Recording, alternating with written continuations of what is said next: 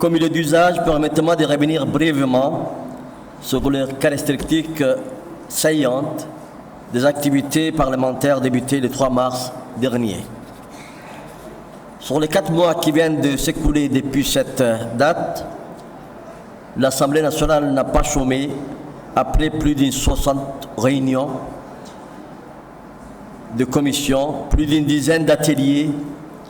5 plénières avec 90 lois votées, la tenue chaque mois d'une ou deux conférences des présidents. Par ailleurs, la première session ordinaire a vu l'organisation des séances publiques axées sur les débats de la politique générale, avec plus de 18 interventions des députés préparées en amont, en concertation au sein des différents groupes parlementaires politiques représentés sur les bancs de l'hémicycle de l'Assemblée. Mesdames et messieurs,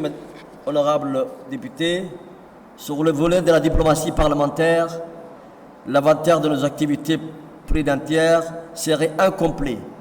si je ne mentionne pas les multiples missions à l'étranger des députés et qui poursuivent à chaque fois l'objectif de faire entendre la voix de la République Djibouti et de la défense de ses intérêts sur la scène internationale. Il en est évidemment de même avec la tournée de promotion de la candidature du ministre djiboutien des Affaires étrangères au poste de la présidence de la Commission de l'Union africaine, tournée dont j'ai eu l'insigne privilège d'effectuer officiellement au nom du chef de l'État, son Excellence Ismaël Omar Guelleh, et qui m'a conduit auprès des pays frères et amis et au sein des forums parlementaires et internationaux. Autre événement d'envergure concurrent au rayonnement du Parlement djiboutien, nous gardons en mémoire la visite protocolaire et solennelle des délégations de haut niveau, comme l'accueil dans l'hémicycle national du président du Parlement somalien, le très honorable Adan Nour Adam Madobe, ou son Excellence Adel Abdurrahman Al-Assoumi, l'honorable président du Parlement arabe. Excellence, Monsieur le Premier ministre, Mesdames et Messieurs,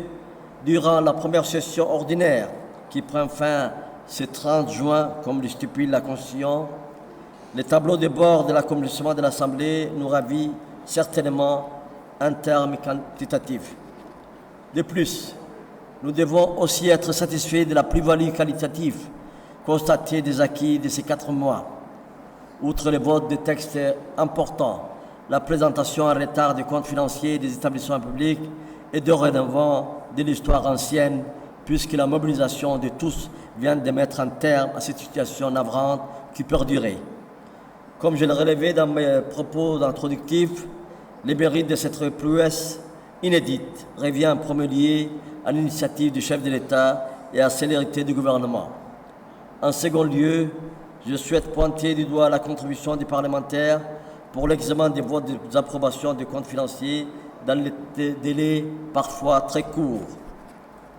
Les membres de la Commission des finances, présidés par l'honorable Charmarke Moussa, méritent de notre part les félicitations pour leur engagement et leur disponibilité. Je rends hommage à la Commission des finances, certes, mais aussi au reste des députés qui se sont investis davantage, que ce soit en commission, durant les ateliers organisés sur les thématiques majeures ou à travers les questions posées dans l'hémicycle. En outre, j'aimerais souligner que pour la première fois, dans cette législative, les 6 commissions ont toutes siégé, examinant de façon inclusive des projets de normes majeures tels que la loi sur les aires protégées, etc. Mesdames et messieurs, pour terminer, je tiens à relever que l'institution parlementaire djiboutienne n'attend pas moins de ses députés que l'exigence d'une contribution parlementaire sans cesse améliorée.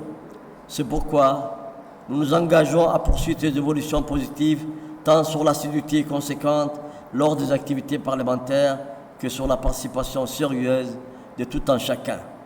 Cela doit être d'autant se manifester pour les périodes de session ou durant l'intercession qui débute, sauf imprévu, de demain, Inch'Allah, intercession qui doit être placée sous les signes de plus de contact de proximité avec nos électeurs. J'exhorte mes collègues élus du peuple à ne point ménager leurs efforts pour se rapprocher davantage de leurs concitoyens, d'être à l'écoute de leurs aspirations pour remplir efficacement leurs devoirs et l'essence de leur mandat. Sur cette recommandation, je déclare clore la 5e séance publique de la première session ordinaire de l'année 2024. Merci.